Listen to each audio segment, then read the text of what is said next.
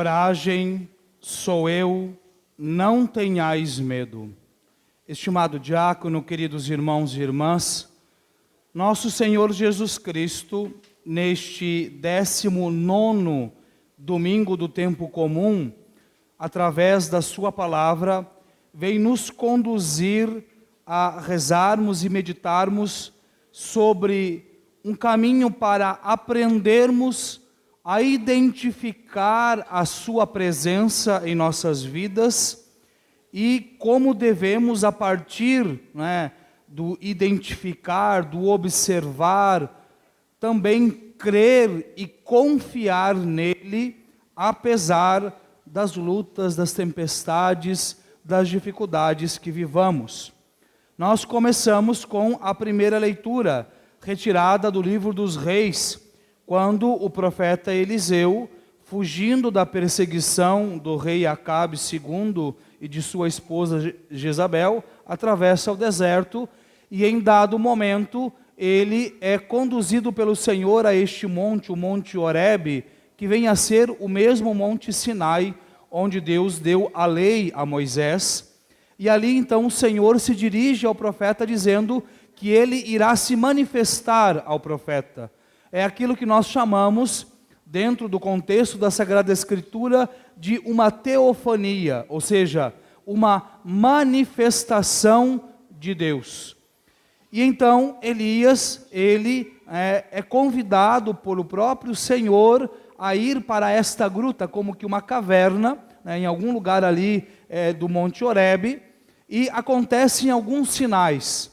Primeiro, um vento impetuoso, e bastante impetuoso, porque afinal de contas despedaçava as rochas, Eu falava ontem que a parte da tarde deu um vento bem, um pouquinho assustador, levantou um pó, tudo mais. Se aquilo já nos assusta, quanto mais um vento que despedaça as rochas. Depois, o segundo sinal, um terremoto. E o terceiro é um fogo incessante que aparece ali também. E a palavra vai nos dizer, cada uma dessas vezes, que Deus não estava ali. Não estava no vento impetuoso, não estava no terremoto, não estava naquele fogo ardente. E acontece, portanto, um último e quarto sinal, um murmúrio de uma leve brisa. E então diz a palavra, e Deus estava ali. Qual é a diferença destes 4 sinais? Os 3 primeiros, eles geram um barulho e um medo. O quarto, nós sabemos, a brisa, ele fala do murmúrio, a brisa a gente na verdade não ouve. A brisa ou a gente sente na pele, ou a gente sabe que está acontecendo porque as árvores geralmente balançam as suas folhas levemente. São os únicos 2 modos de ver, de saber que uma brisa está passando. Então, aqui nosso Senhor nos mostra como nós devemos agir para identificar a sua presença em nossas vidas. Nós vamos ver que o Padre vai para o mesmo caminho de um ponto que a gente já mencionou no domingo passado. A necessidade de aprendermos o silêncio. O silêncio da boca, o silêncio na mente, o silêncio no coração. É muito difícil nós conseguirmos, de fato, identificar a presença de Deus, se nós nos deixamos levar pelos barulhos. E quando eu falo dos barulhos, não são somente os barulhos externos, como a batida de alguma coisa, como a voz de alguém, como o som de algo. Eu diria que os piores são os barulhos internos. Quando nós estamos, muitas vezes, distraídos demais, preocupados demais, ansiosos demais, enfim, quando nós vamos produzindo demasiados ruídos, interiormente falando, nós vamos nos tornando incapazes de identificar a presença de Deus em nós. E isso vai ser corroborado, nós veremos depois, pelo Evangelho. Porque quando Pedro pede a Jesus que lhe dê a graça de caminhar sobre as águas, Jesus diz: pode vir. E Pedro começa a caminhar sobre as águas. Como que Pedro começa a afundar? Quando ele presta mais atenção no barulho das ondas e do vento, no barulho, do que em Jesus. Então nós vemos que o primeiro passo, o primeiro caminho que nós precisamos fazer para identificar, notar a presença de Deus em nossas vidas, é aprender a viver este silêncio. E como eu lhes dizia, é muito mais, obviamente, o silêncio interior do que o exterior.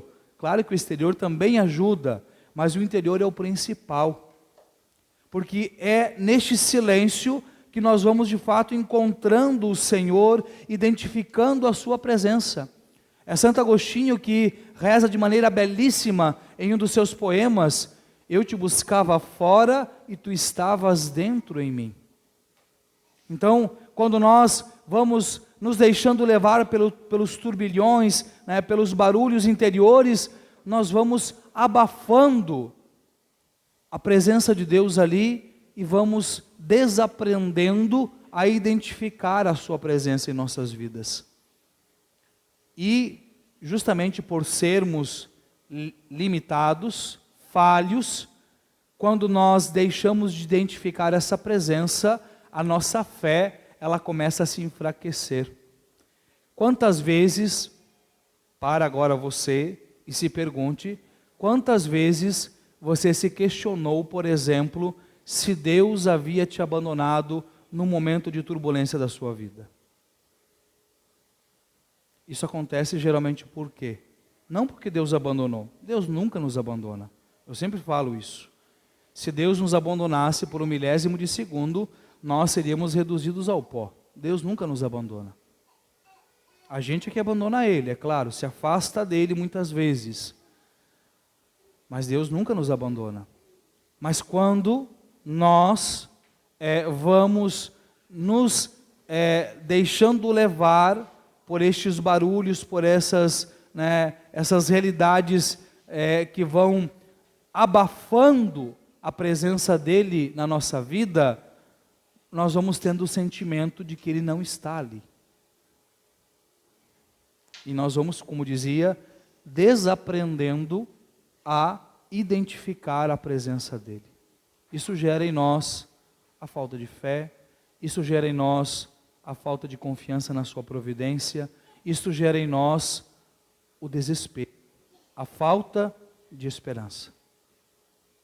Aí então nós partimos para o Evangelho, quando nós somos convidados a observar agora como devemos nos portar quando conseguimos, como profeta, identificar a presença de Deus. Jesus, esse trecho do Evangelho, ele acontece logo após a multiplicação dos pães. Jesus despede os discípulos, manda que entrem no barco, ele vai rezar e na 4h da noite, isso é uma divisão romana, a 4h significa das 3h da madrugada em diante, a quarta parte da noite, Jesus vai até eles caminhando sobre as águas. Aqui vamos recordar alguns sinais. Dentro da Sagrada Escritura, o mar é sempre visto como uma realidade má. São os males deste mundo. É uma realidade de insegurança, é uma realidade onde não há instabilidade. O mar, ora, está calmo, depois está um pouco agitado, às vezes está agitado demais. Segundo ponto, de fato, o lago de Genezaré, que é onde eles estão atravessando, é muito famoso por tempestades bem perigosas. E terceiro, recordar que a barca no Evangelho é sempre uma imagem da igreja. E aqui me permitam uma breve interpretação mais particular, uma compreensão. A impressão que Nosso Senhor dá aqui, de um modo geral, é que Ele está enviando a igreja que navega por este mundo.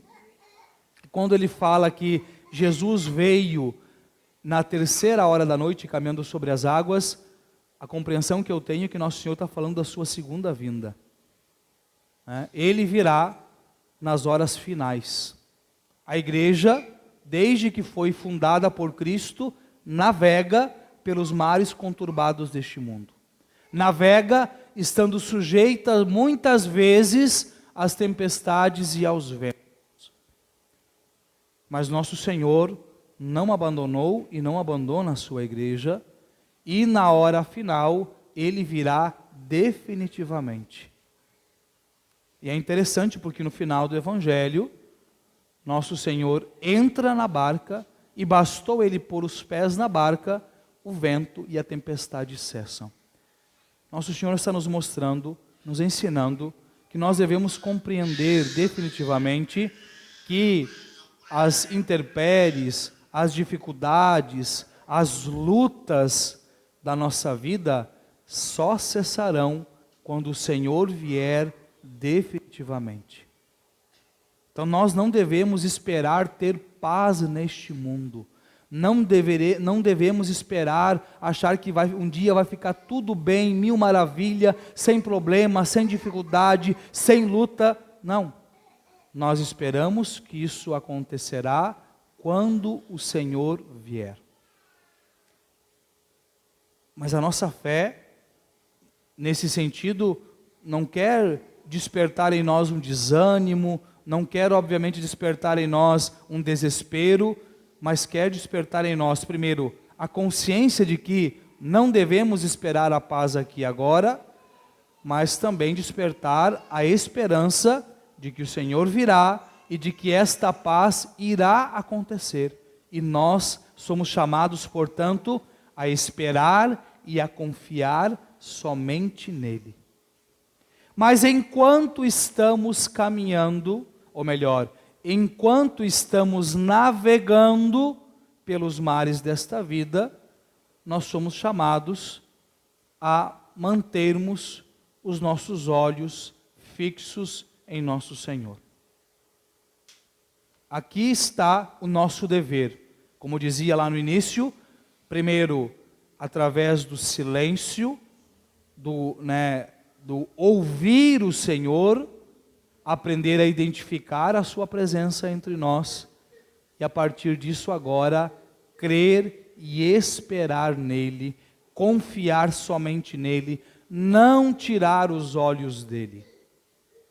Quando Jesus vem caminhando sobre as águas e os discípulos ficam ali, todos cheios de medo, achando que é um fantasma, Jesus responde: coragem, sou eu, não tenhas medo.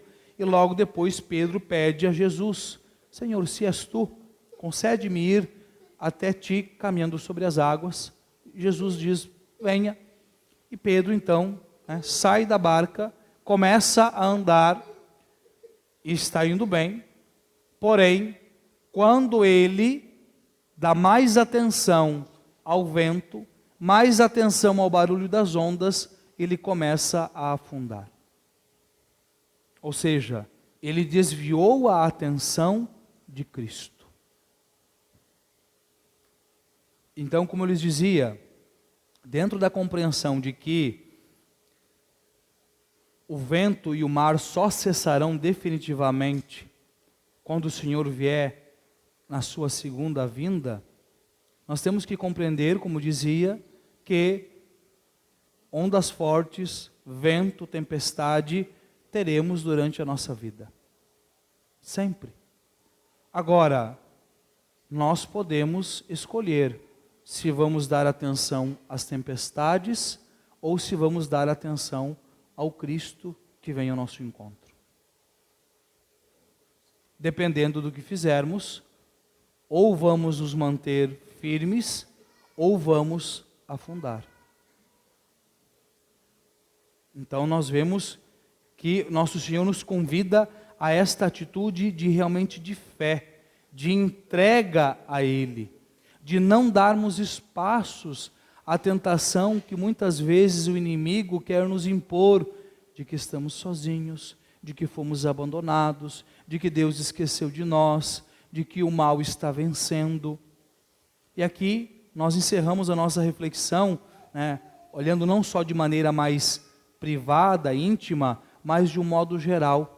Quando eu digo que a impressão que muitas vezes o inimigo quer dar de que o mal está vencendo, que nós olhemos para tantas lutas e dificuldades que a igreja vive de um modo geral.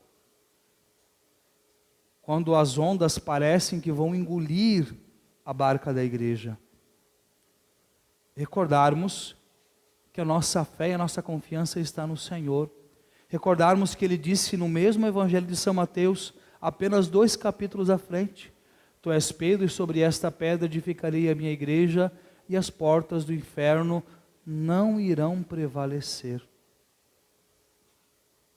Então, é muito claro que a igreja continuará passando por provações, por lutas, por dificuldades.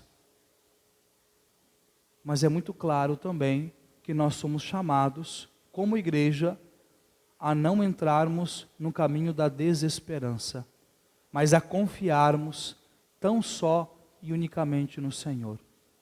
Quem permanece firme na barca da igreja, quem permanece firme, fitando o nosso Senhor, crendo nele e esperando nele, não serão as ondas, não será a tempestade, não será o vento que fará sucumbir.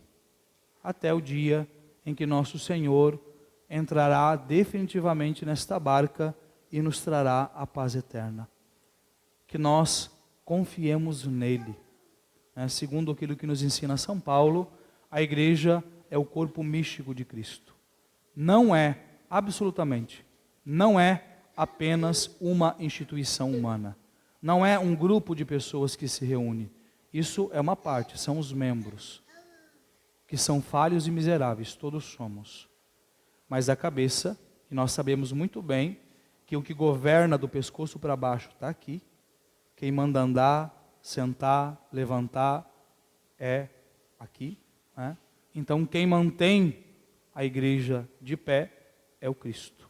Que nós assim creiamos nele, que nós, mediante as tempestades que vivemos, ouçamos ecoar a mesma palavra que o Cristo dirigiu aos seus discípulos: coragem, sou eu, não tenhais medo.